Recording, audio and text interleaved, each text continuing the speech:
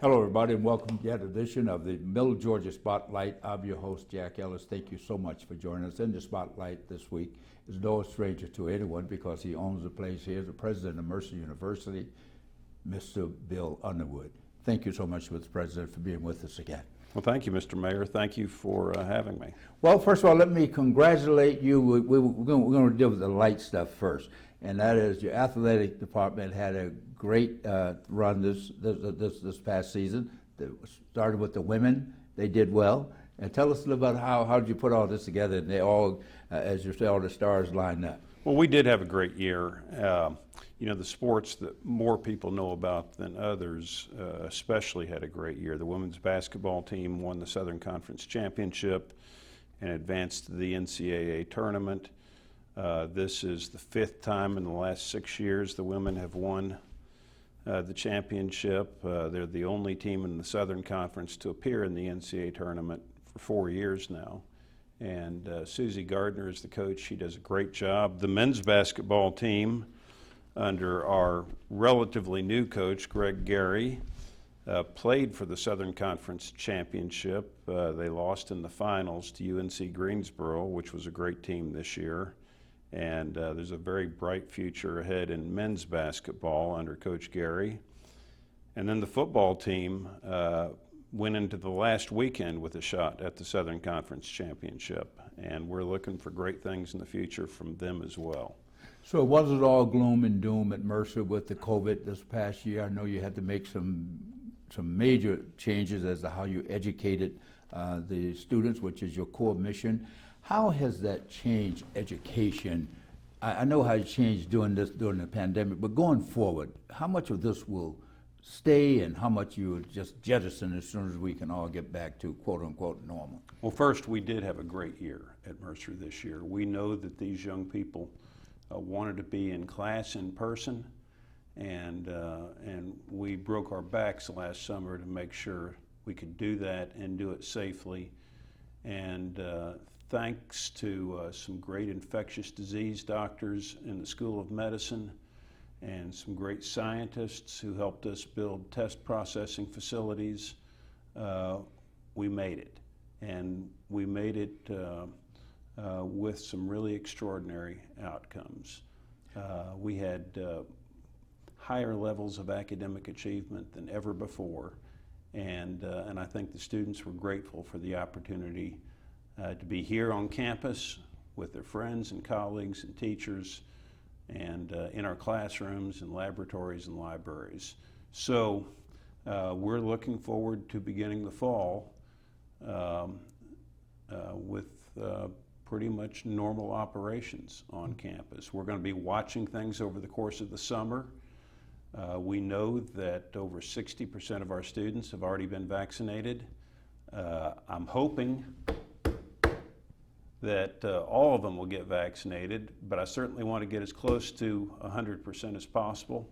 We know that about 75% of our teachers and staff have been vaccinated.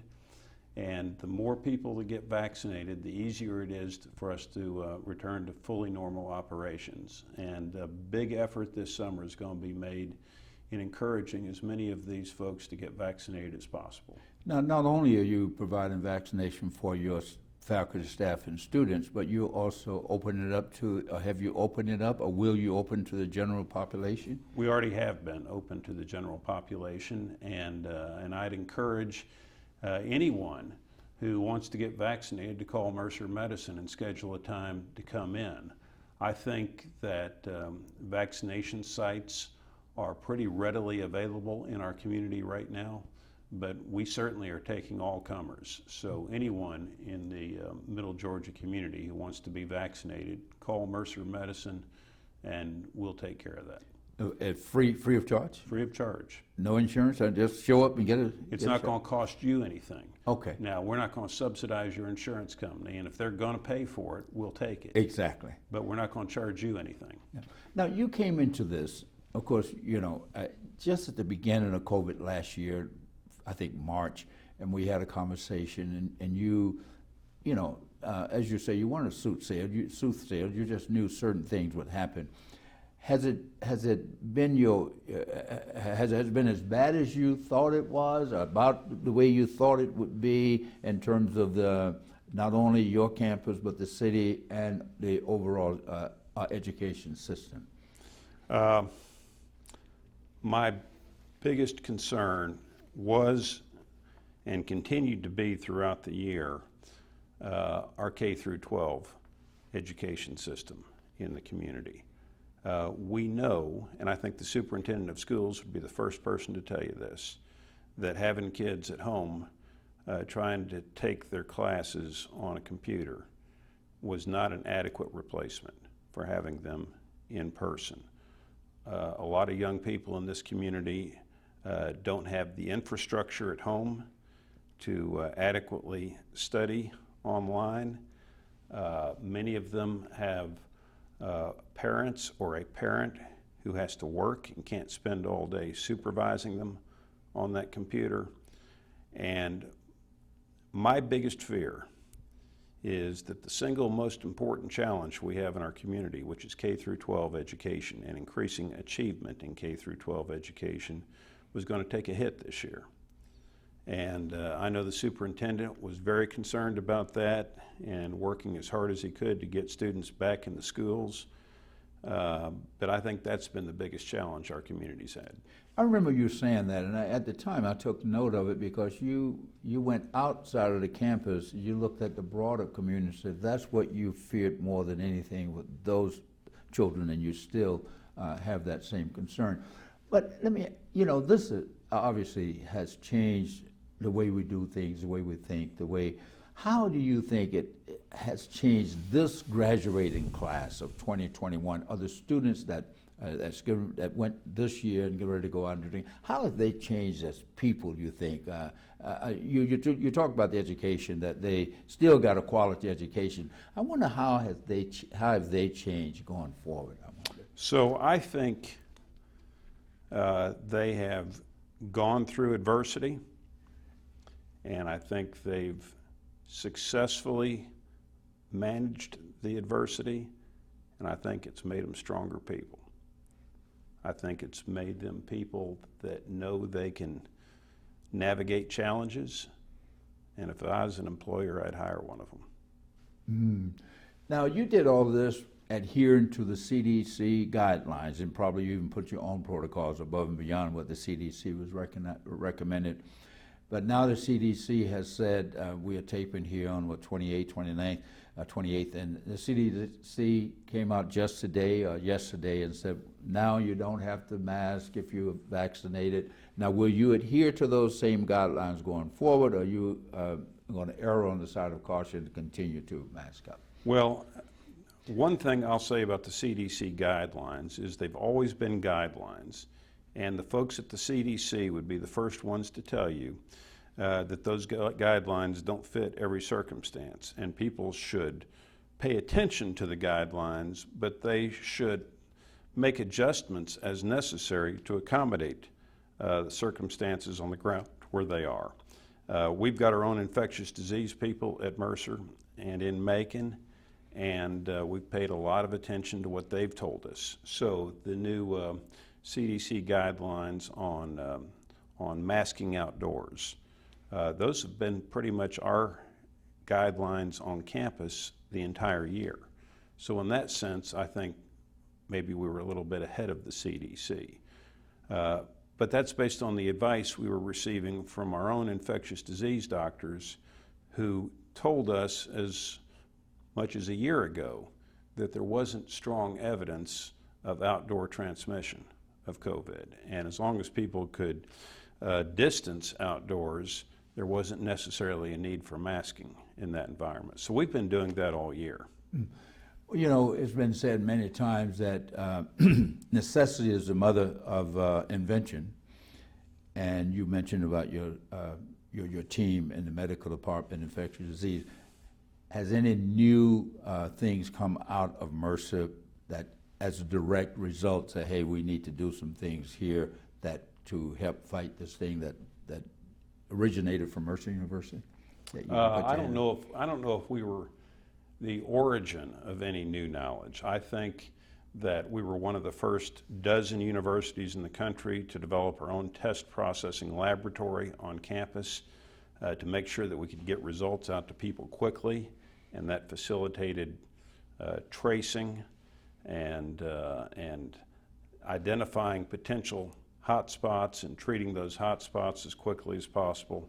And I'm proud of the effort that our scientists and clinicians made in getting that test processing capability on campus and getting it on campus before the school year ever started. And I'm proud of that. We tried lots of technology that everyone is using. For example, temperature check stations, which we found to be largely ineffective. So, you know, there's been a lot of trial and error on the part of everyone this year, trying to figure out what the best way to navigate through this has been. But I'm especially proud of the scientists and the creation of that test processing facility, which again was one of the first dozen in the United States. Yeah. Now, I know you had to have virtual graduations last year. Will you, this year, do we see, of course we see light at the end of the tunnel because of the vaccination, but in terms of how you operate on campus, would that be, can we expect a full-fledged graduation ceremony this year with families shouting from the stands, if you will? Yes. And last year, only one of our programs had a virtual graduation. The School of Medicine had a virtual graduation. The rest of the university had traditional in-person graduations. Now, we delayed them some while we were figuring out how we could do it safely, but we gave people a traditional graduation. That's a great accomplishment in the lives of these young people. 25% of our students are first-generation college students, and for those families, being able to watch their son or daughter walk across the stage and get a college diploma is an event that changes the trajectory of that family's story.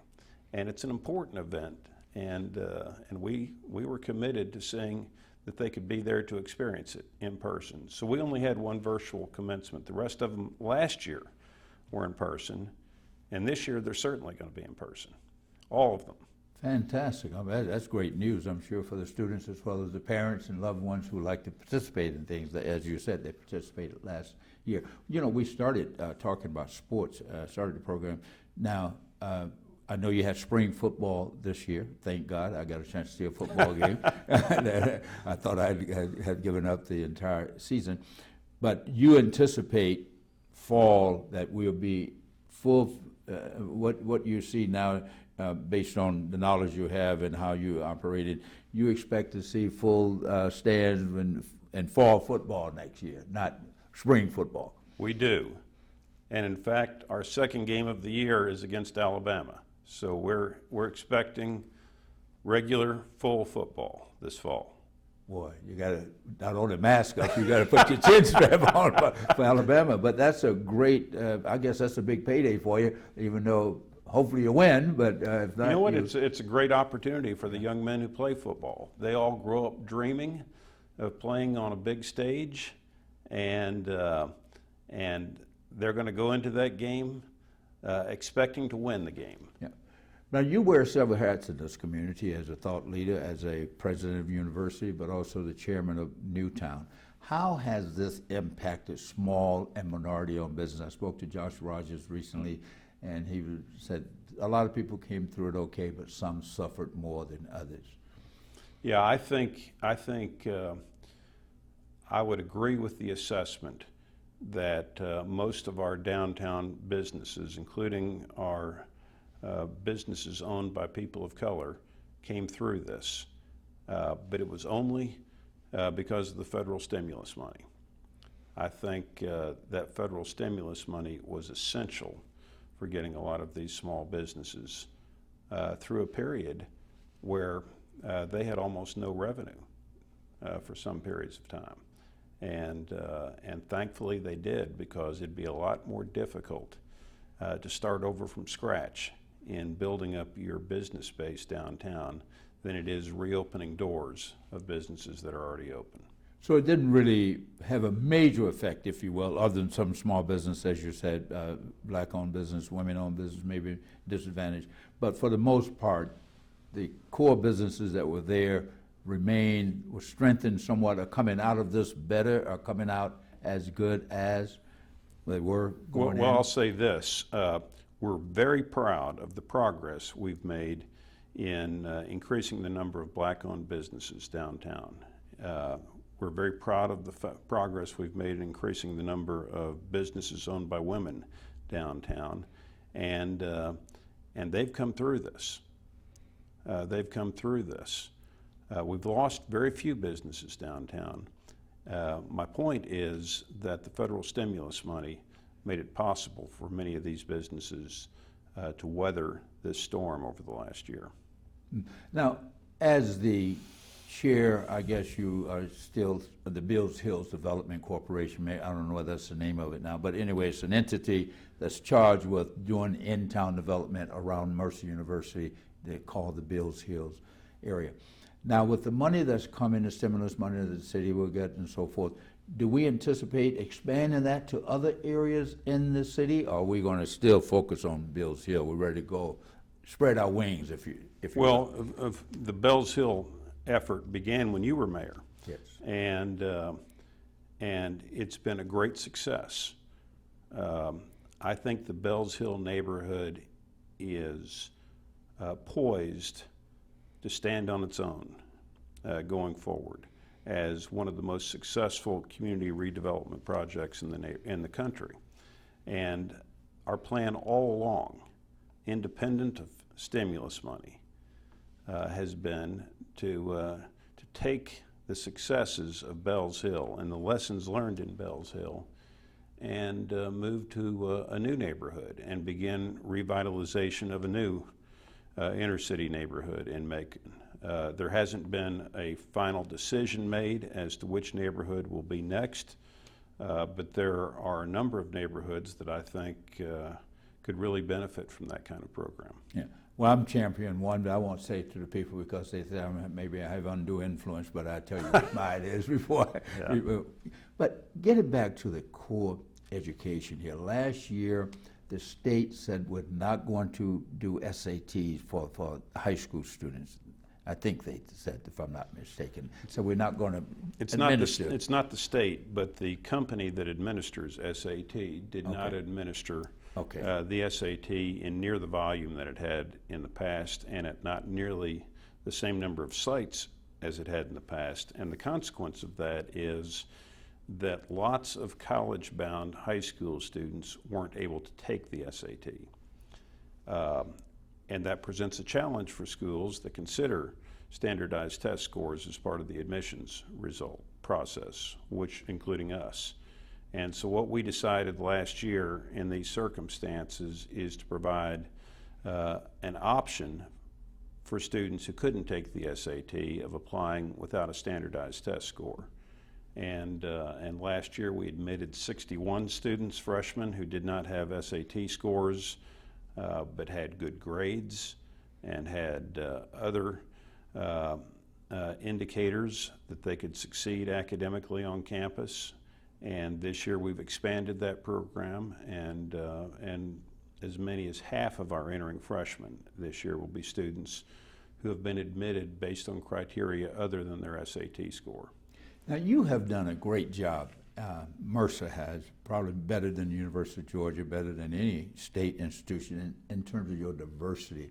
Is that a concentrated effort to recruitment, or is just that more black children or more Indian or Asian children aspire to come to Mercer? Have you been, your team really made a concentrated effort to go out and recruit a very diverse student body? This is a story that began in the 1960s. Mercer admitted its first black student in 1963, which was way too late, but Mercer and Emory were the first two schools in the Deep South to begin the process of integrating, and we both did it in the fall of 1963, voluntarily integrating. Some schools had been ordered to do it, but Mercer and Emory did it voluntarily. But we had some people on campus, people like Papa Joe Hendricks, I remember. who were very determined that once we began this process, it was going to be a real, meaningful, substantial progress. We weren't going to just admit a black student and say, all right, we checked that box. They worked hard to see that it was real at Mercer, that we were truly providing educational opportunity for black kids coming out of the separate but decidedly unequal school system. And by 1968, we had several times more black students than did the University of Georgia, even though it was 10 times larger than Mercer. And that's a process that's continued through the decades. Today, what I tell people is that talented black students visit our campus with their families, and they look around and they see other students who look like them. And they think, you know, maybe this is a place where I'm going to be welcome and comfortable. So today, Mercer's student body includes 27% African American students. The University of Georgia's is 8%. And I think it's a reflection of work done by people in this community back in the 1960s. That's fantastic. Now, speaking of that's undergraduate, but you also had a great announcement earlier, I think it was this year or last year, time has gone crazy in the last year with me, that you finally opened a new medical school in Columbus. Tell us a bit, how's that going? That will be the third full campus of the School of Medicine. The first class of new medical students will arrive in August in Columbus. We're building a building on the river there that'll be completed this fall as well. And eventually the Columbus campus will have the same number of students as the Macon campus, which has the same number of students as the Savannah campus. It'll be one of the larger medical schools in the country. So you have 3 medical schools, well, 1 medical school, but 3 campuses teaching basically the same.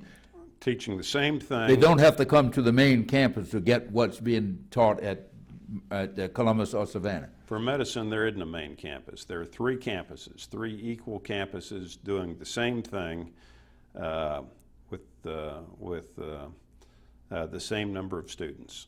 Well, that's fantastic.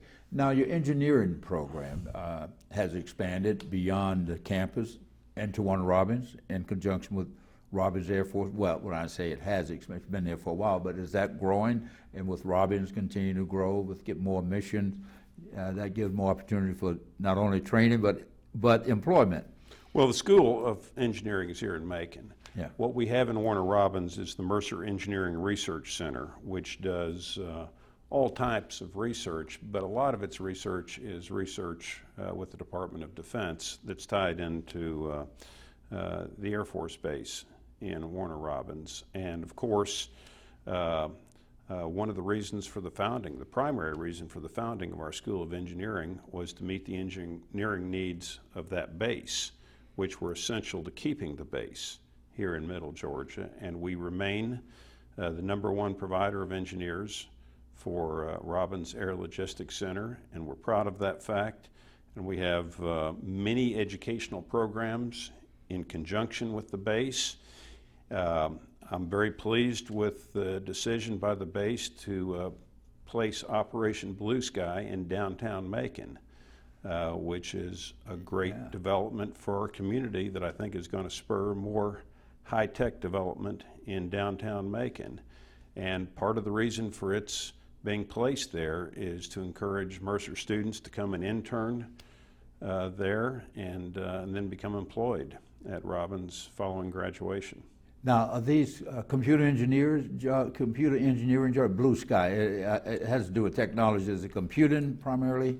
Yeah, there are a lot of disciplines involved, but much of it is computer engineering and computer science. Yes. But speaking of downtown, I can't let you go without your commending you, #1, but also asking you how the Capricorn studio has taken this old studio and made it a state-of-the-art studio for people to record all over the world, I guess. It's fantastic. The recording studios, there are 2 recording studios. at Capricorn. One is the historic studio where all the great sounds of the 60s and 70s were recorded. And then there's a second studio that has a little bit different sound dynamic that's there as well.